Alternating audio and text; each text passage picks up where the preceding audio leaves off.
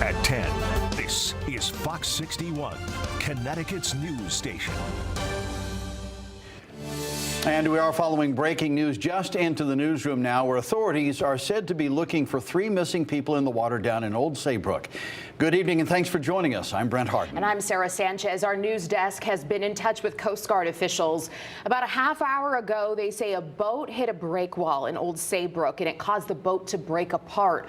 5 people were pulled from the water, but again, there are still 3 people missing. Now, we don't know exactly where this investigation is focused, but we are trying to see if the Coast Guard can help narrow in on a point of reference. We'll keep calling for more information and bring it to you as soon as possible. All right, turning to the weather tonight, coming off the Labor Day weekend, a sunny weekend in store to start the month of September. Yeah, it was an absolutely gorgeous day. Let's check in with Chief Meteorologist Rachel Frank for our first check of the forecast. Rachel. Yeah, if you're a fan of today's weather here for Labor Day, you're also going to like Tuesday and Wednesday and Thursday. We have a stellar stretch of September. Sunshine, low humidity, comfortable temperatures, chilly mornings, warm afternoons. I mean, this is the kind of stuff that you dream of when you picture beautiful September weather. So we're loving it. 65 to start the evening off here in Hartford, upper 60s currently for the New Haven area. And check out these numbers right now. They're going to be dropping quite a bit as we head towards daybreak tomorrow. So if you open up the windows, some of you may shut them before daybreak. We've got clear skies overhead, and we'll see overnight lows dipping back into the 40s to right around 50 degrees as we head towards daybreak tomorrow. So some of you will make fun of me for saying this, but my kids will have a little bit of a jacket or a hoodie just to throw on at the bus stop in the morning. Absolutely can ditch it by noon, certainly by the afternoon with highs in the 70s. So you're going to go from a jacket or a hoodie to sunglasses as we head through the course of the day tomorrow. We'll talk about when this beautiful stretch breaks coming up. Well, now to the ongoing recovery efforts in southwestern Connecticut following that historic flooding a little over 2 weeks ago. People are getting back to some semblance of normalcy, but to say things are back to normal is certainly not true. No, not yet. Residents are doing all they can to pitch in and help those around them. And in some cases, all it takes is a simple grassroots campaign on social media. Fox 61's Kaylee Collins explains from Oxford. We know that there are a lot of people out there that are not asking for help, and we know that there's a lot of help to be had. 2 weeks following the flooding that destroyed homes, businesses, and roadways in Oxford, the need remains. As so many work to rebuild, neighbors like Mary Beth Nelson are lending a helping hand. Our house was fine, and I felt like I got to do something because we're okay. Together with her daughter and niece, Nelson has spearheaded a Neighbors for Neighbors Facebook group, connecting those in town with any resources they might need, no matter how small. We're trying to find people that are saying my needs are smaller, and so don't bother with me, because we've got a whole lot of volunteers who are also saying I can't donate $10,000, but I can move furniture, I can lift stuff, I can use a hammer. Christina Worley is among those getting involved. She saw devastation practically at her doorstep. And we saw their stuff start to float down the river, so we ran over to see if we could grab anything of theirs, and it was way too late. Their house was filled with water. All of their outbuildings were starting to wash away. This is Christina's house up on a hill, and just over 20 feet below, it's an entirely different scene. Each of her next door neighbors had their homes suffer extensive damage from this flooding, and they're the very neighbors that could benefit from an initiative like this. I'm like, hey, can I give you a hand with anything? And he's always like, no, it's all right. And I oh my God, it breaks my heart. Every time he's down here, I try and like bake bread, and I'm like, hey man, would you like some bread? Like, do you want some water? Because I feel awful for him, but I mean, there's more work than 1 or even 2 people, 5 people can do down there. It's really bad. The Neighbors for Neighbors group has a message for those who hesitate to ask for help. Just know that you've got neighbors and people that care about you, and you can either reach out and get help, or you can help people. Either way, you're going to feel really good about humanity and about what we can do for each other. Reporting in Oxford, Kaylee Collins, Fox 61, Connecticut's news station.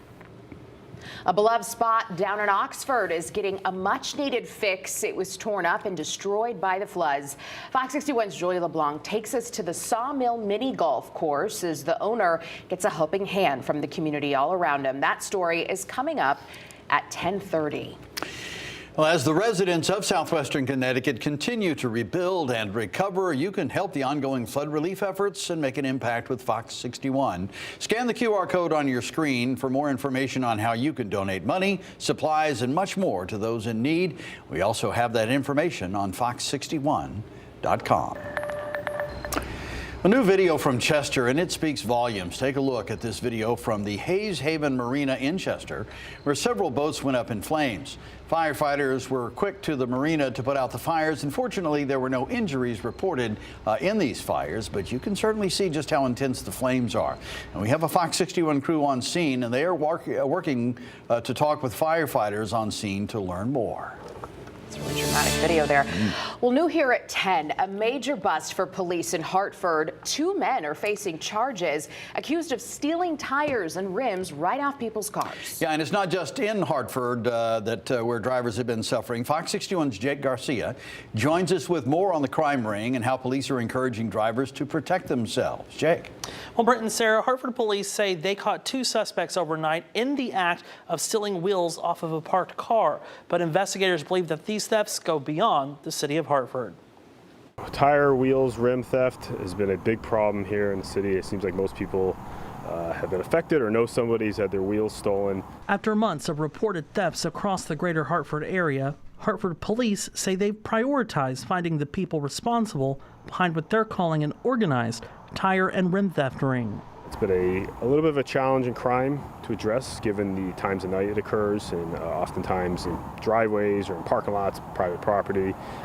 So the chief decided a few weeks ago to put a task force together to really focus some intentional efforts on this crime. Early Monday morning, their hard work paid off. Officers arrested 25-year-old Jorge Burgos and 37-year-old Ricardo Torres. We did find them removing wheels off a car and apprehended and arrested and charged them.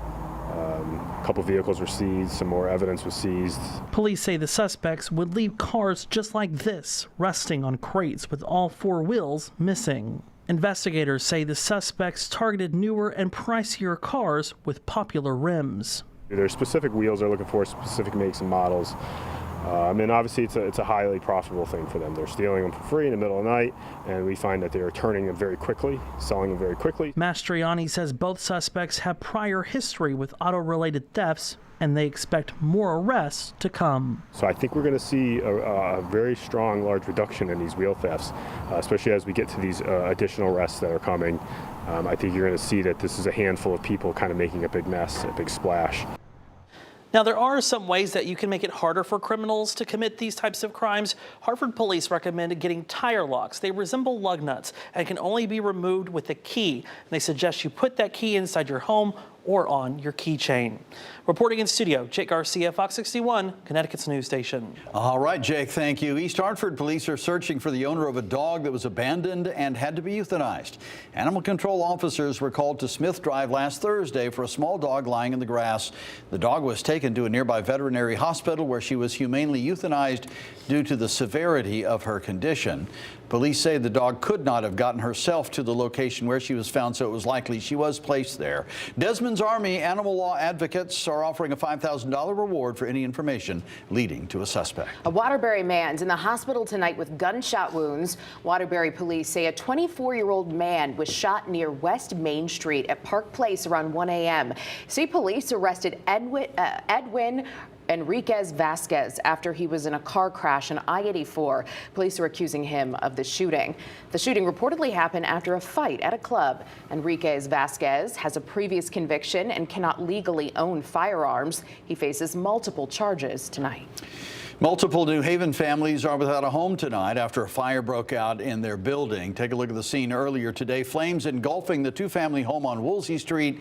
Fire crews were able to bring the fire under control, but the inside of the home is destroyed. Fortunately, nobody was in the home at the time of the fire and no one was hurt.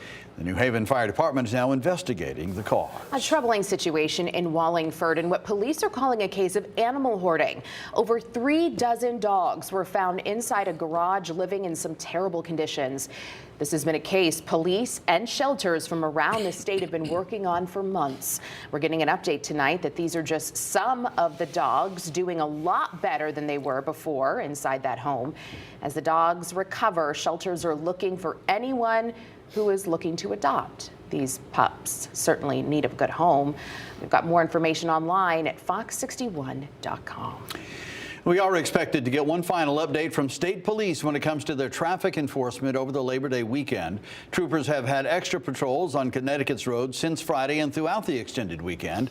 The latest numbers we have from state police are through 12 a.m. today. Troopers responded to more than 3,800 calls for service. There were at least 268 crashes reported. One of those crashes resulted in a death and 2 had serious injuries reported. Hundreds of people were ticketed for various traffic violations. 18 people were arrested for driving under the influence.